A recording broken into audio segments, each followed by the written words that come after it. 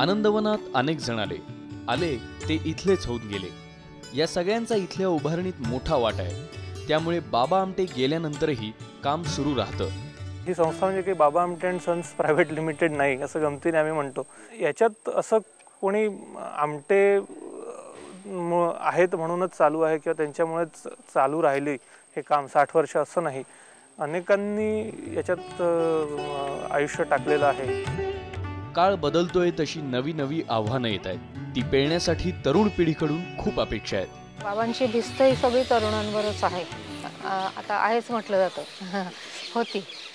तर असे तरुण जर एक मिळाले देशाला तर देशाचं चित्रच पलटेल असा त्यांचा विश्वास होता। सगळ्यांनी एकच प्रकारचं काम म्हणजे तिथे मग कुठली लेवल राहत नाही, सगळे एकाच गवतात मातीत हात घालूनच कामं करत असतात, सगळे सारखे असतात तिथे। मे महिन्यात एक शिबिर घेत असतो, श्रमसंस्कार शिबिर। तर त्याचा उद्देशच तो असतो की असे कार्यकर्ते इथेच केवळ नाही, पूर्ण महाराष्ट्रात अशा कार्यकर्त्यांचं जाळं तयार व्हावं।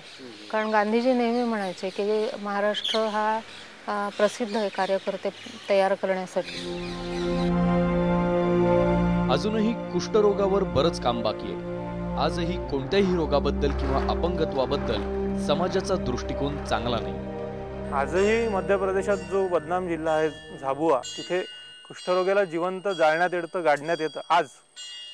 आज काही निवडणुका, आत्ता मी नाव घेत नाही, पण काही निवडणुका आत्ता मध्ये झाल्या काही राज्यांमध्ये, कुष्ठरोग्यांसाठी वेगळी पोलिंग बूथ होती। कोणताही निराश्रित असो त्याला हे मिळतं, आधार मिळतो। इथं कोणी असला तरी तिथे निराश्रिताला आणतात असे, म्हणजे आम्हाला राहतच नाही, मुलांना नातवांनाही राहत नाही। बाबा गेले तरी काम सुरू राहिलंच पाहिजे हे सगळ्यांनी प्रत्यक्षात आणलंय।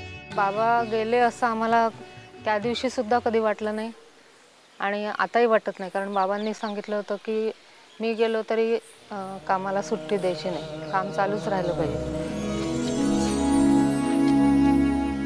बाबा म्हणतात, या रस्त्याच्या दुतर्फा असणाऱ्या जंगलाकडे बघ जरा, या इथेच माझे सगळे मित्र पहुडले। माझ्या मृतदेहावर कोणीही शिलास्मारक बांधू नये। मृत्यूनंतर अनामिकाप्रमाणे जमिनीखाली राहण्याची माझी इच्छा आहे। या क्षणभंगूर जगातील हे आपलं क्षणभंगूर अस्तित्व असतं, त्याचा फोटो तरी कशाला हवा।